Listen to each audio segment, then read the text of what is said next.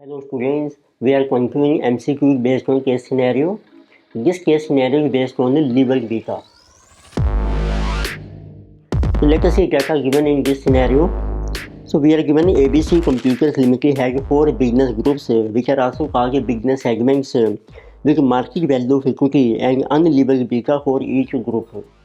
तो आपको उस बिजनेस सेगमेंट दिए हैं ए बी सी की और उनकी मार्केट वैल्यू दी है इक्विटी की रुपीज इन करोड़ से एंड अनलीवल बीटा की given and presently company has no debt. So different MCQ है. Number one, they are asking you, so estimate the beta for the company as a whole. तो अपने beta calculate करना है for the whole company. It mean that will be weighted average beta of different business segments. So let us see. Number one, so we have to calculate business beta of whole company. So since company has no debt, it means जो भी beta calculate होगा that will be our asset beta and this will be weighted average beta. It means आप table draw कर सकते हैं.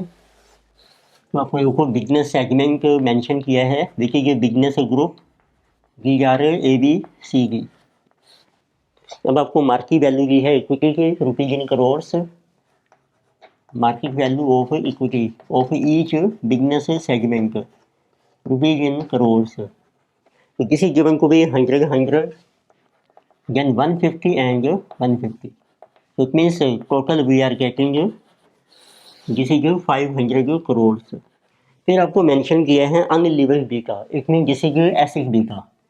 It means there is no debt. तो जो asset beta है यही आपका प्रेजेंटली इक्विटी बीटा है. तो किसी गिवन 1.1 यानी कि 1.5 and 2. So now you can calculate what is asset beta of a company. तो वेटेड बीटा वेट्स बन जाएंगे आपके 100/500. तो beta is 1 into 100/500 plus 1.1 into 100/500 plus 1.5 into 150/500 plus 2 into 150/500. तो 500 का आपका एलसीएम आ जाएगा. Then we multiply 100 plus 110 plus 225 plus 300. So let us see how much is this total. This is 210 plus 225 plus 300. Total is 735 upon 500. So 1.247. So this is beta of a company as a whole. Now you can see which option is correct. So answer is option number C. So option C is correct.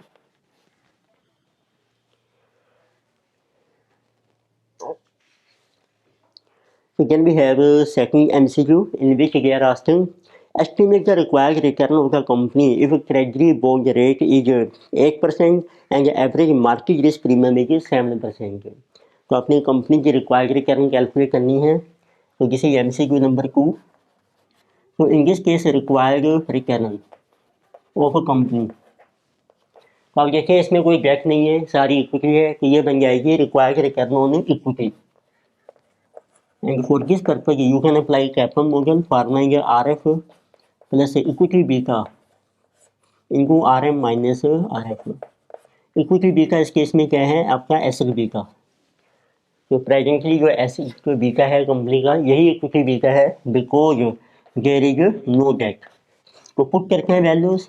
Treasury bond rate का return है 8%. ये आपका बन जाएगा risk free return. Beta is 1.47. Then RM minus RF जिसको हम कहते हैं market risk premium and this is already given that market risk premium is 7%. तो इंटू 7. तो this is 1.47 into 7 10.29. So answer is over 18.29%. You can see which option is correct. So option B is correct. So answer is option number B. So next we have MCQ number 3. Now they are asking calculate equity beta for the company if the company raises rupees 250 crores of 9% debt. अब company ने debt भी raise कर लिया है. तो देखो आपको mention किया है first of all we have present equity of all segments rupees are in crores. So total equity है आपकी 500. Now company has raised debt also. This is a 9% debt and this is also 250 crores. It means after raising debt, total capital of company will become 750. तो presently आपके पास asset B का है, ये आपने calculate किया था अभी 1.47. अब आपको कैलकुलेट करना है what will be equity beta. Equity beta it means now it becomes levered beta. तो इसका फार्मूला है unlevered beta asset B का into 1 plus debt equity ratio and if tax is also given it will be after tax. But beta debt आपको mention नहीं किया है, इसमें B का डेट इज 0. तो जब डेट साइलेंट होता है what is beta debt we assume debt is risk free. अब इसमें टैक्स रेट भी मेंशन नहीं किया है, टैक्स इज आल्सो 0. तो it means formula is asset B का into 1 plus debt equity ratio. तो let us put the value here. तो एसेट बी का is 1.47 into 1 plus debt is 250 and equity is 500. तो this is 1.47 into this is 1/2. So 2 plus 1 3/2. So this will be our equity beta after raising the debt. So 1.47 into 3 divided by 2. This is 2.205. So you can see which option is correct. So in this case answer is option number A. So then we have MCQ number 4. Now they are asking determine weighted average cost of capital of the company if company रेजेगी 9% debt to rupees 250 crore से. एक जब company ने debt भी raise कर लिया है तो आपने कैलकुलेट करनी है weighted average cost of capital. MCQ number 4. What is formula of this weighted average cost of capital which is also denoted as KO. This will be cost of debt into weight of debt plus cost of equity into weight of equity. Cost of debt आपके पास already है 9%, tax rate है नहीं, तो KE पहले calculate करते हैं. So how much is KE. This will B RF plus beta of equity into RM minus RF. So this RF is given 1% आपको मेंशन किए हैं and market is premium is 7%. So RF is 8, equity beta है आपका 2.205 and market is premium is 7. So this is 435%. So now we can calculate weighted average cost of capital KO. So how much is KG? KG is 9. What is the weight of debt? Debt is 250. Total capital is 750. Plus KE 23.435. Weight of equity 500 upon 750.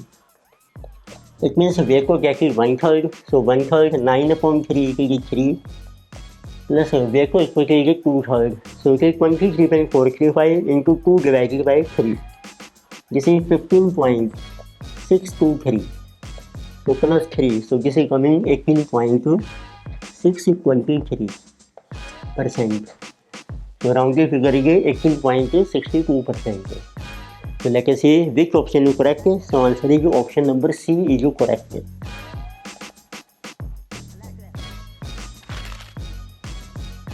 So in this lecture we discuss case scenario based on level beta. Further topics we will continue in next lectures. Video आपको अच्छी लगती है subscribe कीजिए, comment कीजिए, share कीजिए. Thank you.